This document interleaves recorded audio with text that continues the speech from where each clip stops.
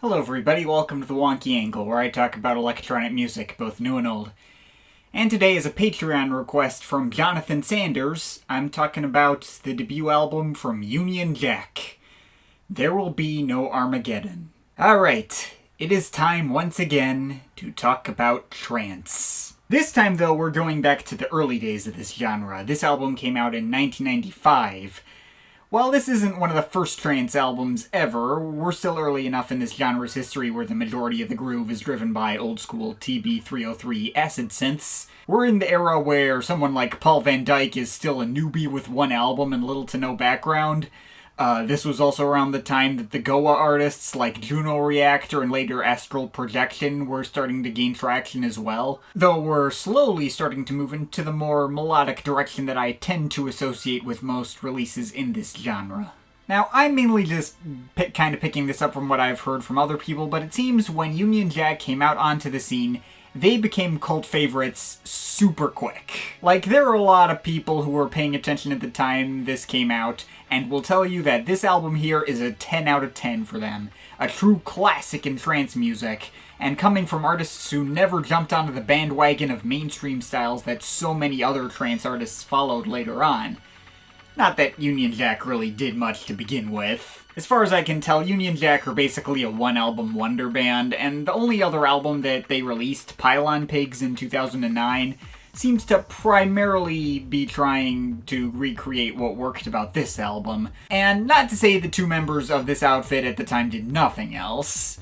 Simon Barry got quite a bit of traction under a different solo alias, Art of Trance. You may have heard of him. And Claudio Giussiani, sorry for butchered pronunciation as per usual, he had a couple of well-received solo projects under the name Terra Firma. And the latter's replacement member for the Union Jack comeback, Paul Brogdon, he has some work as Pob as well, and all of them are longtime label mates on the label Platypus, which was also famous for releasing Robert Miles' big single Children, among many other classic dance singles. But yeah, for the most part, it seems that this album is what all the members involved are best known for. And again, it's super well loved. This is the kind of album that so many people hold up as a true classic and talk about, this is real trance, man. This is what the genre's really all about. And given how Union Jack never released much outside of this album, they never got the chance to embarrass themselves, i.e. sell out. And the fans can hold it up as this giant watershed moment in time. That said, I get the feeling a lot of the people who have it as a 10 out of 10 probably derive at least a big chunk of that enjoyment from nostalgia. People are reminded of better times with this project, so for me, obviously, as someone who was not there to see it when it came out, like this dropped just a few months before I was born, I have no nostalgia factor.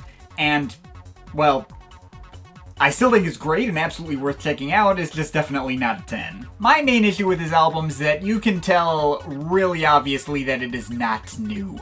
Trance at large does not sound like this anymore. It's an album that is very directly tied to the sounds of the 90s. And there's even a moment here on the title track that also makes it feel even more dated.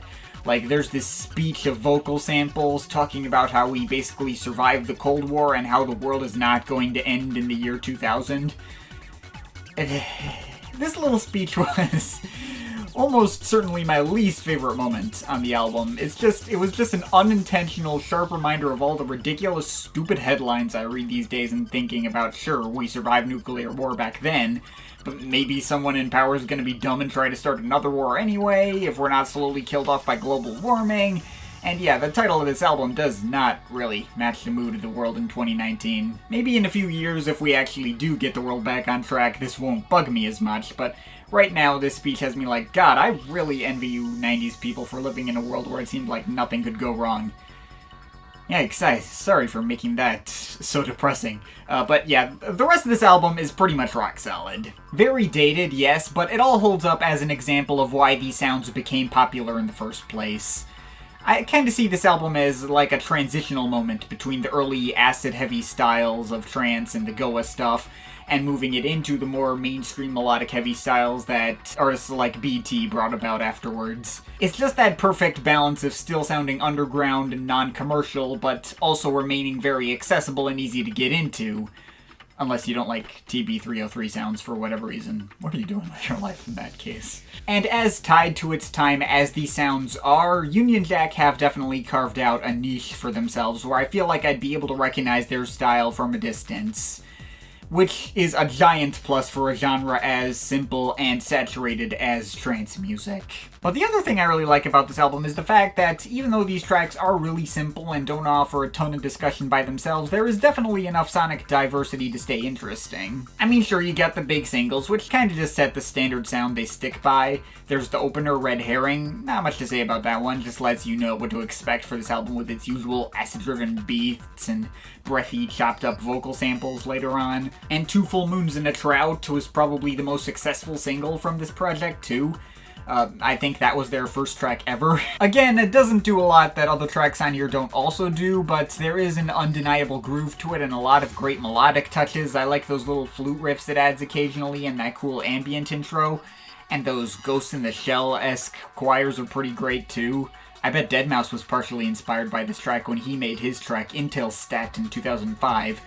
But yeah, that's definitely a highlight from this thing. Plenty of sounds to go around in a track like that, and if you seek out the original single version, which is about a minute and a half longer, it might be even better than this album cut. Similar blend of sounds on the track Cactus, another quite propulsive number with some chanting vocal samples that are a nice touch. Enjoyed that one quite a bit. And the closer Toucan also sounds similar to many other tracks on here, but its tempo's much slower.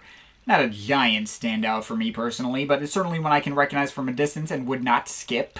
But the rest of the tracks here do find good ways to have more of a defined identity, like Fromage Frais, for instance, also always stuck out like a sore thumb thanks to how it's borrowed its melodies from an old Bach composition. That gave that track a whole different vibe from the other ones despite having the same ingredients. That was a really neat addition to this album, one of my consistent favorites. Wonder if Tiesto was inspired by this track when he decided to cover Adagio for strings. Anyways, No Life Can Survive here is the most acid-heavy track of them all, really going all in with that TB303 and making it the primary focus. That one's a lot of fun and has a lot of fantastic grooves. And Lollipop Man has a bit more atmospheric and laid-back vibe to it, while still moving at the same pace as most of the other tracks on here. It features a lot of delicate and minimalistic synth patterns that are quite nice. But there are some much more ambient-centric pieces on this album as well. The title track, for instance, is a very nice subdued piece, probably the quietest track in the bunch, but still cycling through many different sounds and certainly justifying its 10-minute length. Despite my above-mentioned misgivings with the vocal samples included here, I do think this is still a solid track. But I think my favorite moment on this album was the track Water Drums.